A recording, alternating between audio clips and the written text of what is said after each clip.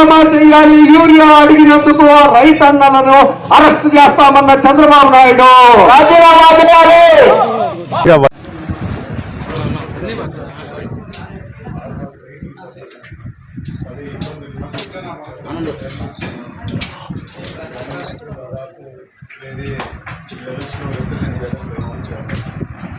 CP నాయకులకి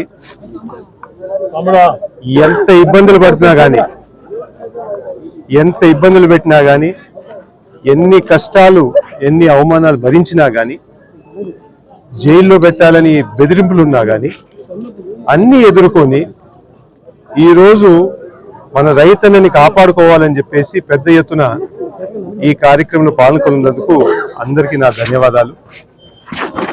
మన జగన్ గారు ఇచ్చిన ఒక్క పిలుపుతో మన రైతులందరికీ అండగా ఉండాలని, వాళ్ళు ఈరోజు పడే కష్టాలని అధికారుల దృష్టికి తీసుకుపోయి న్యాయం జరిగేటట్టు చేయాలని చెప్పేసి కార్యక్రమం పెట్టాము.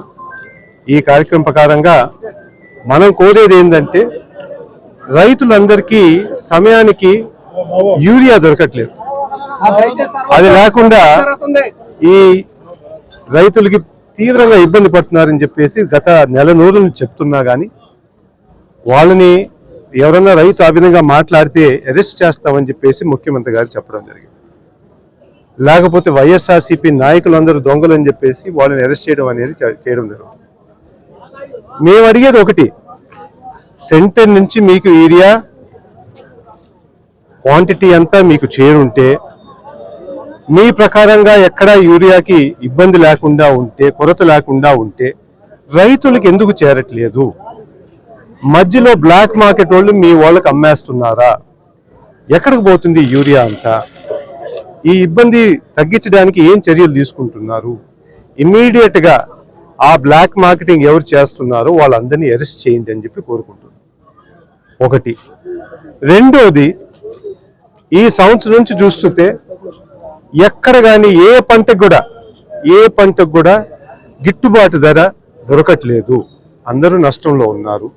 మొన్నే మన ఆత్మకూరులో, మర్రిపాడులో పొగాకు రైతులందరూ బాగా ఇబ్బంది పడితే వాళ్ళ దృష్టికి తీసుకుపోయాం. అయినా కానీ ఏమి లేదు.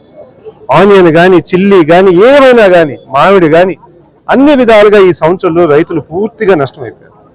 జగన్మోహన్ రెడ్డి గారి హయాంలో రైతు భరోసా కేంద్రానికి వ్యవస్థ తీసుకొచ్చేసి ఎక్కువ దూరం పోకుండా వాళ్ళ సొంత గ్రామాల్లోని అన్ని విధాలుగా ఏర్పాట్లు జరిగేటట్టు వ్యవస్థ తీసుకొచ్చారు. అట్లాంటిది తీసేసి ఇప్పుడు మండల హెడ్ క్వార్టర్, జిల్లా హెడ్ క్వార్టర్ బయటకంతా పరిగిస్తూ అన్ని చిన్న చిన్న పనులు కూడా రైతులకి ఇంత ఇబ్బంది పెట్టి ఆఖరాకి ఒక రేటు లేకుండా కూడా చేసినారు ఈ ప్రభుత్వం. ఆత్మకూరులో కానీ, నెల్లూరులో కానీ మేము కోరేది ఏంటంటే, ఇమ్మీడియట్ గా కొనే కేంద్రాలు పెట్టి గిట్టుబాటు ధర వచ్చేటట్టు. ఈరోజు 14,000కు అమ్ముతున్నారు. పోయిన హయాంలో 23-24,000 ఉంటే ఇప్పుడు 14,000కు అమ్ముతారు. ఎక్కడ న్యాయం ఇది? గిట్టుబాటు ధర 20,000.